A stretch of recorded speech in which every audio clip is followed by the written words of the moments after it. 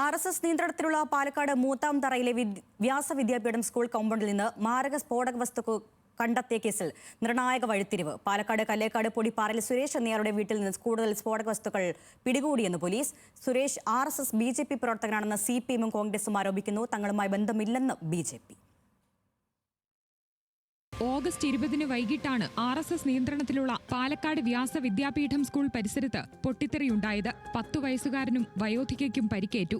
CCTV ഉൾപ്പെടെ കേന്ദ്രീകരിച്ച് police അന്വേഷണം നടത്തിയെങ്കിലും തെളിവുകൾ ലഭിച്ചിരുന്നില്ല. ഇതിനിടയിലാണ് ചില നിർണായക വിവരങ്ങൾ പോലീസിന് ലഭിച്ചത്. സംഭവവുമായി ബന്ധപ്പെട്ട് നൌഷാദ്, ഫാസിൽ എന്നീ രണ്ടുപേരെ പോലീസ് കസ്റ്റഡിയിലെടുത്തു. ഇവരെ ചോദ്യം ചെയ്തതിൽ നിന്നാണ് സുരേഷിന്റെ വീട്ടിലേക്ക് പോലീസ് എത്തിയത്.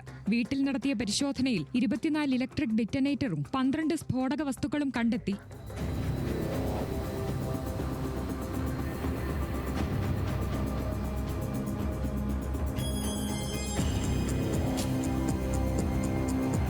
സുരേഷ് BJP-യുടെയും RSS-ന്റെയും സജീവ പ്രവർത്തകനാണെന്ന് CPIM ജില്ലാ സെക്രട്ടറി സുരേഷ് ബാബുവും പറഞ്ഞു. BJP-യുടെയും RSS-ന്റെയും സജീവ പ്രവർത്തകനായിട്ടുള്ള സുരേഷിന് ഇപ്പോ പോലീസ് കണ്ടെത്തിയിരിക്കുന്നു. അദ്ദേഹത്തിന്റെ വീട്ടിൽ വെച്ച് നിരവധി സ്ഫോടക വസ്തുക്കളും സ്ഫോടക വസ്തുക്കൾ ഉണ്ടാക്കാനുള്ള രാസവസ്തുക്കളും എല്ലാ സാമഗ്രികളും അദ്ദേഹത്തിന്റെ വീട്ടിൽ വെച്ച് കണ്ടെത്തിയിരിക്കുകയാണ്. ആ പ്രദേശവും RSS-ന് നല്ല സ്വാധീനമുള്ള പ്രദേശമാണ്. പോലീസ് അന്വേഷണം കൂടുതൽ ഊർജിതമാക്കണമെന്നും സുരേഷിന് BJP ബന്ധമെന്നും DCC പ്രസിഡന്റ് A. തങ്കപ്പനും പറഞ്ഞു. ഈ സുരേഷ് BJP കൈയോടി എപ്പോൾ വേണമെങ്കിലും കഴിയും. കാരണം ആ സ്കൂളിന്റെ പശ്ചാത്തലവും അതിൽ പ്രവർത്തിക്കുന്നതും മുഴുവൻ RSS ക്യാമ്പും RSS-മായി ബന്ധപ്പെട്ട ആളുകളാണ്. ഇത് പാലക്കാട് ജില്ല ഒരു ബോംബിന്റെ സംസ്കാരത്തിലേക്ക് കൊണ്ടെത്തിക്കുന്നു എന്ന് പാലക്കാട് അങ്ങനെയുള്ള ഒരു ജില്ലയല്ല. പക്ഷെ അന്ന് തന്നെ അത് ക്വിക്കായിട്ട് പോലീസ് ആക്ഷൻ എടുത്ത് മുന്നോട്ട് പോവുകയാണെങ്കിൽ ഈ സംഭവം ഇപ്പോൾ വീണ്ടും അദ്ദേഹത്തിൻ്റെ വീട്ടിലാണ്, ഈ പിടിച്ചു പറയുന്ന ആളുടെ വീട്ടിലാണ് ഇപ്പോൾ 12-ലേറെ ബോംബ് കണ്ടെത്തി പറയുന്നത്. 100% ആ ചുറ്റുപാടും അതുപോലെ തന്നെ ആ സ്കൂൾ കൈകാര്യം ചെയ്യുന്നൊക്കെ BJP RSS-കാർ ബന്ധമുള്ള ആളുകളാണ്.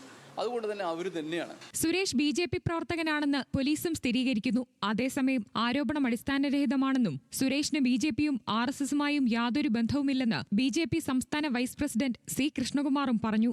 ഞങ്ങളെ സംബന്ധിച്ചോളം ഞങ്ങൾക്ക് കൃത്യമായിട്ട് ബോധ്യമുണ്ട്. ഞങ്ങൾക്ക് ഇതുമായിട്ട് യാതൊരു വിധത്തിലുള്ള ബന്ധവുമില്ല. ഞങ്ങൾ ജില്ലാ പോലീസ് മേധാവിയെ തൊട്ടടുത്ത ദിവസം അന്ന് കണ്ടിരുന്നു.